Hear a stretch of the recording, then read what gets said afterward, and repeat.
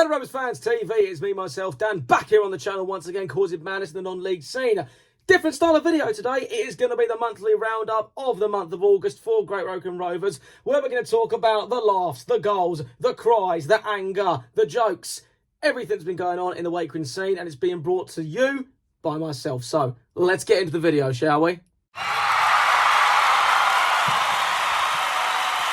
Now, before we actually get into the Wycombe side of things, I just thought we'd take a moment to talk about some of the other big events that have happened in football. So let's start off with Andre Onana. The guy is clearly auditioning for the next Flappy Bird game.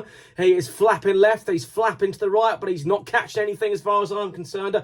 He was pretty much flapping his way to get a cab out of the Grimsby Town Centre to get away from the embarrassment of going out the Carabao Cup. What else has happened? Graham Potter has avoided being sent to Azkaban by the West Ham Ultras for getting his first win at Nottingham of the season. He's clearly returning to Hogwarts with his one between his legs, getting his OWLs in and trying to look towards becoming an aura. Good for him. And finally, let's talk about Arsenal. Is there much to be said about it? The Gooners are still embarrassing. They give it large ones consistently all year round about saying we've bought Gyökeres, we've got the perfect striker, and they still lose to the champions. So that's all that needs to be said. Second again, ole ole. Now let's get on to the Wycombe side of things, and it's been a very, very busy start for Great Wycombe Rovers. We have played a total of 10 games. We started in late July. I'm going to include those 2 games in this segment because it's pointless just leaving them out. So we started off with a win at home to Harwich and Parkstone, comfortable 3-1. We then went away to Athletic Newham, where unfortunately Newham got a late equaliser to make it 1-1. We then went on the road to the FA Cup, where we went to Dunstable Town and we won comfortably 3-1 there, after they had a man sent off in the early stages of that game due to a last-minute challenge on Matt Scanandi. We then returned to the league, where we hosted Basildon United and Ilford. Quality late finish from AT. It was definitely Teniola time, safe to say.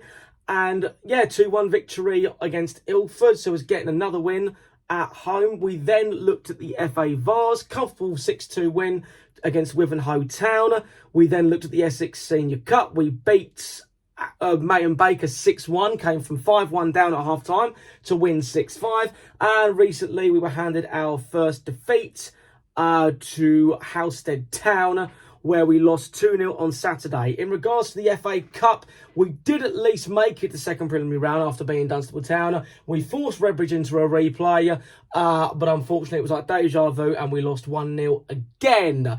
But, you know, positive things. We hadn't made it past the first preliminary round for 4 years. So progress is there. It was good to get a bit of money into the club, but we all know that the Vars is more of our competition anyway. So that's the results. Let's now get into the next part. So what I did was I reached out to the gaffer Marcus Bowers and asked if he was willing to comment on the start of the season as a whole, and he very kindly sent me a great detail of comments based on what he's thought, and this is what I'm going to share with you guys. These are what Marcus has said, and it's going to be interesting. We're going to depict it a little bit slightly, make some general comments of our own, and then you guys can get your comments in as well, whether you agree, whether you disagree, and we'll go from there. So the first question I asked Marcus was, how would you assess your team's performance at the start of the season? This is what Marcus had to say.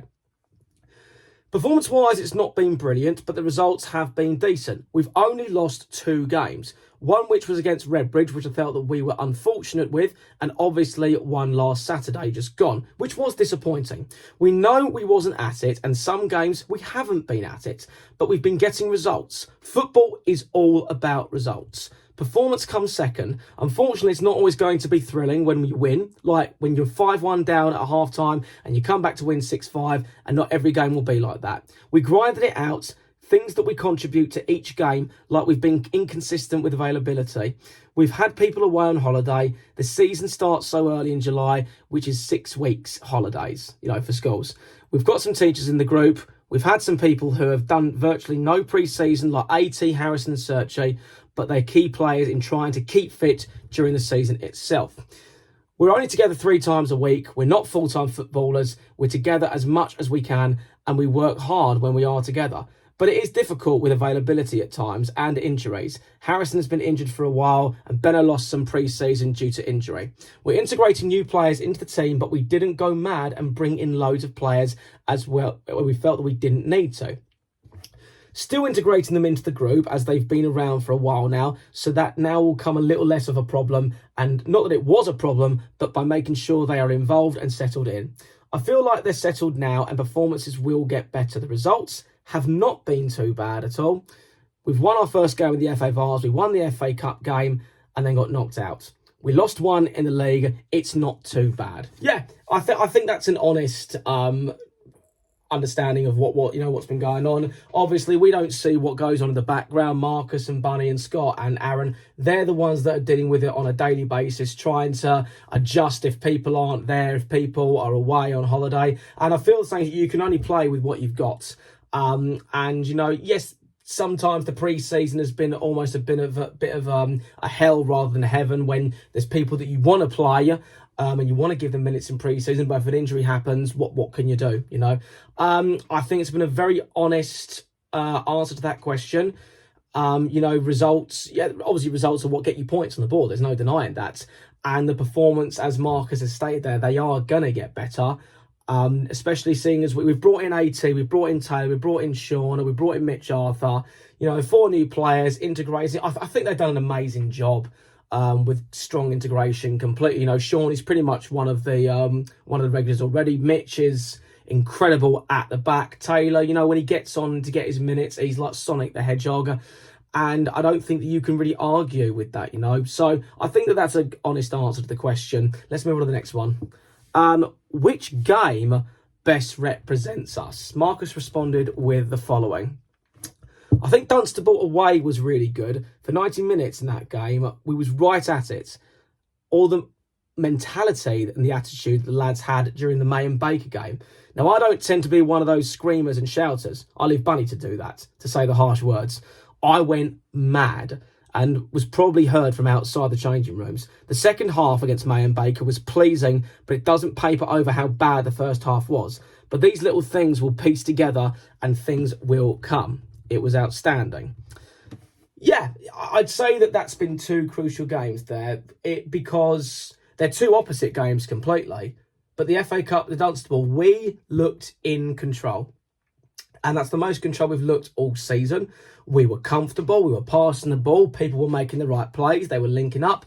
Can't complain with that whatsoever. And yes, the May and Baker first half was appalling. It was a disaster.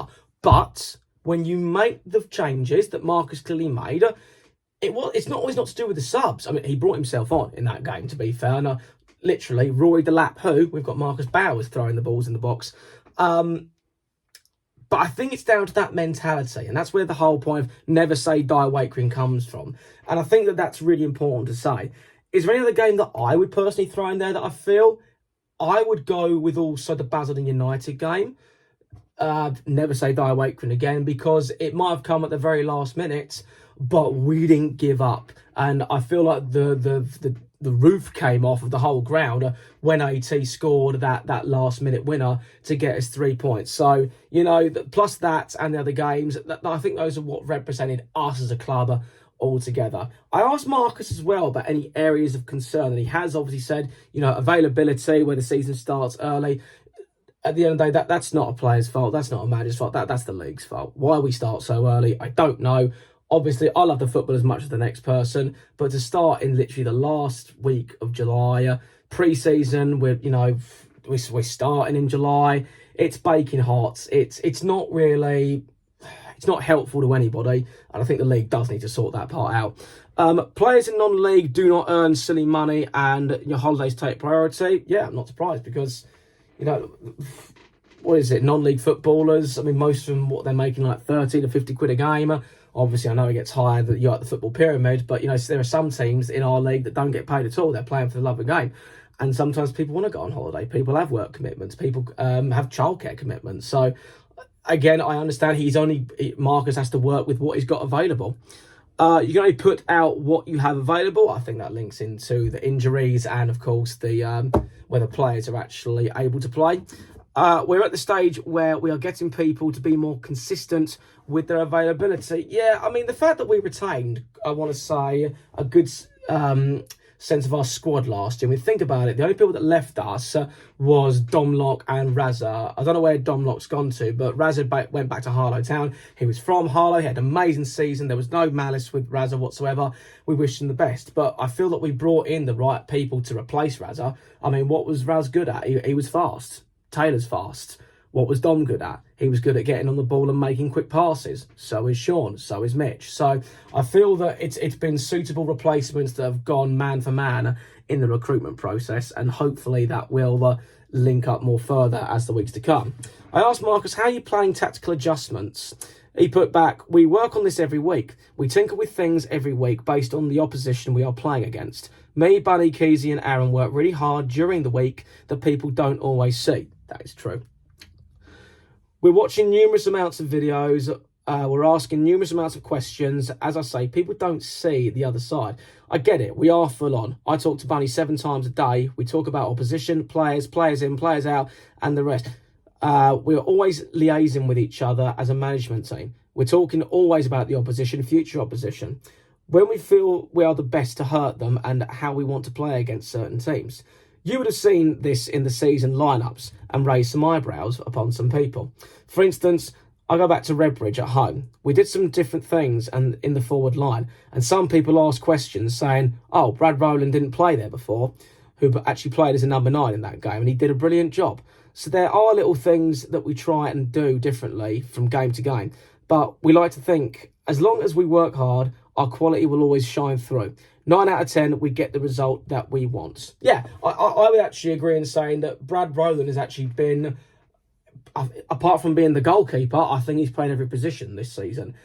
I think when you've got someone as versatile as Brad Rowland, he can play anywhere, and he is moving further up the pitch, and he's doing a great job in that number 9 role that he's been allocated. And I can't really think of much he's done wrong in that instance. And people obviously come back and say Brad is slow. I disagree with that. I think Brad is actually one of the fastest people on the pitch, and he moves the ball beautifully.